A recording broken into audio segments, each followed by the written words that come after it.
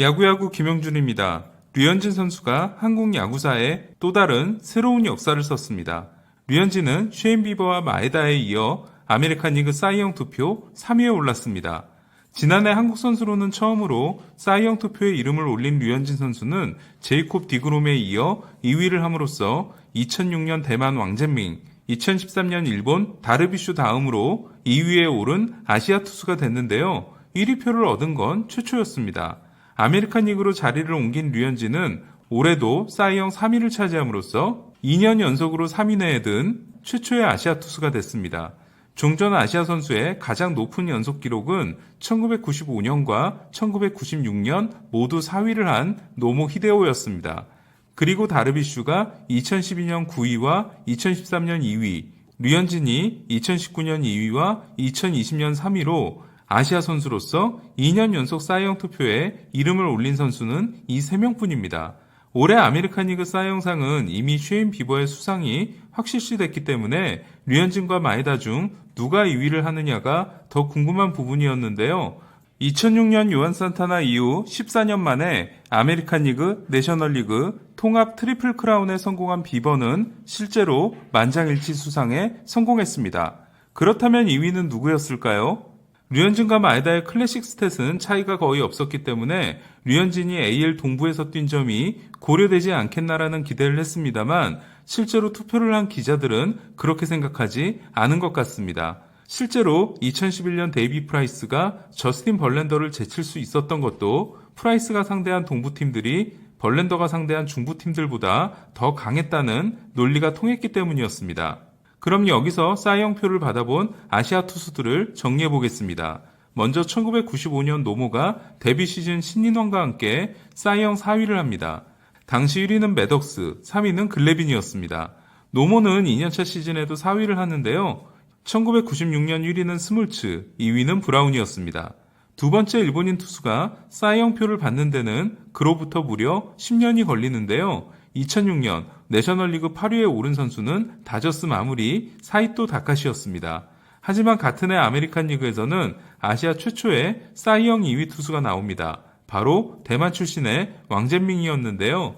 1위표를 모두 휩쓸어간 요한 산타나에 이어 2위를 한 왕젠밍은 이듬해 2년 연속 19승을 달성하지만 부상에 쓰러지고 맙니다.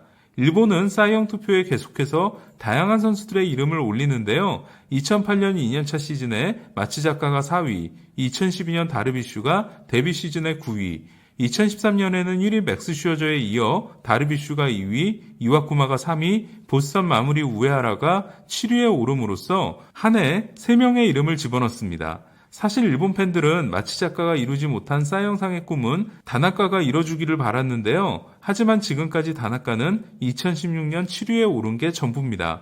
정리하면 사이영표를 받은 아시아 투수는 일본은 다르비슈, 노모, 이와쿠마, 마츠자카, 사이토, 우에하라, 다나카 7명, 대만은 왕젠밍 1명, 한국도 류현진 1명인 겁니다. 류현진의 3위 수상은 토론토 구단에게도 의미 있는 일이라 할 수 있는데요. 1977년에 창단한 토론토 역사에서 사이영상 3위 내에 오른 선수는 류현진이 역대 6번째입니다. 가장 먼저 3위 내에 든 토론토 선수는 1987년 지미 키였는데요. 그러고 보면 토론토는 공이 빠르지 않은 좌완 투수들과 인연이 많은 것 같습니다. 그 해는 보스턴 클레멘스가 사이영 2연패에 성공한 해였는데요. 1993년 매덕스에게 퇴짜를 맞은 양키스는 대신 지미 키를 데려갔고 키는 1994년 캔자스시티 데이비 콘에 이어 사이영 2위를 하는 깜짝 활약을 합니다. 1996년 토론토는 마침내 첫 사이영 투수를 배출하는데요. 35경기에 나서 265와 3분의 2이닝을 던지고 20승 10패 3.22를 기록한 팻 행트겐이었습니다. 행트겐은 사이영 투표에서 양키스 앤디 패틱과 마리아노 리베라를 제치게 됩니다. 행트겐은 이듬해에도 264이닝을 던지지만 그 2년을 불태운 후 쓰러지게 됩니다. 토론토는 1997년과 1998년에도 사이영상을 가져오며 3연패에 성공하는데요. 토론토에 입단한 로저 클레멘스가 2년 연속 트리플 크라운과 함께 통산 4번째와 5번째 사이영상을 차지합니다. 그리고 지금까지 밝혀진 바로는 클레멘스는 5번째 사이영 시즌인 1998 시즌 중반부터 약물을 하기 시작했습니다. 클레멘스는 토론토에서 2년만 뛰고 떠났는데요. 트레이드를 요구한 클레멘스를 양키스로 보내고 받은 선수가 2000년 사이영 3위에 오릅니다. 지미키의 대를 이은 좌완 커브 투수 데이비드 웰스였습니다. 웰스는 20승으로 다승 1위를 차지하고 페드로 마르티네스와 팀 허드슨에 이어 3위가 되는데요. 타고 투저가 절정이었던 그의 아메리칸 리그 사이영 상위권 선수들의 평균 자책점을 보면 1위 페드로가 1.74, 2위 허드슨이 4.14, 3위 웰스가 4.11, 4위 패티시 4.35로 페드로가 넘사벽이었음을 알 수 있습니다. 웰스는 2000 시즌을 마지막으로 떠났는데요. 하지만 토론토는 역대 최고의 투수가 등장합니다. 로이 할러데이였습니다. 2003년 할러데이는 1996년 행트겐과 1997, 1998 클레멘스에 이어 사이영상을 차지한 역대 세 번째 토론토 투수가 됩니다. 시카고 화이삭스 에스테반 로아이자가 2표를 가져가 만장일치는 되지 못했는데요. 그의 커터를 배우고 미친 활약을 한 로아이자는 현재 마약 유통 혐의로 교도소에 있습니다. 할러데이는 2006년에도 3위를 합니다. 앞서 왕잼밍 때 말씀드렸습니다만 2006년은 산타나의 만장일치 시즌이었습니다. 할러데이에게 더 아쉬운 시즌은 2008년이었는데요. 그의 할러데이는 20승 11패 2.78에 246이닝 206 탈삼진을 기록해 22승 3패 2.54, 223이닝 173진인 클리프 리와 재밌는 대결을 합니다. 하지만 다승, 승률, 평균 자책점에서 앞선 리가 1위표 28장 중 24장을 가져갑니다. 이렇게 토론토에 있을 때 사이영 1위, 2위, 3위를 고르게 한 할러데이는 2010년 필라델피아에서 사이영 1위, 2011년 2위를 하고 양리그 달성자가 됩니다. 정리하자면 류현진은 지미키와 팻 행트겐, 로저 클레멘스와 데이비드 웰스, 그리고 로이 할러데이에 이어 6번째로 3위 내에 든 토론토 투수가 된 겁니다.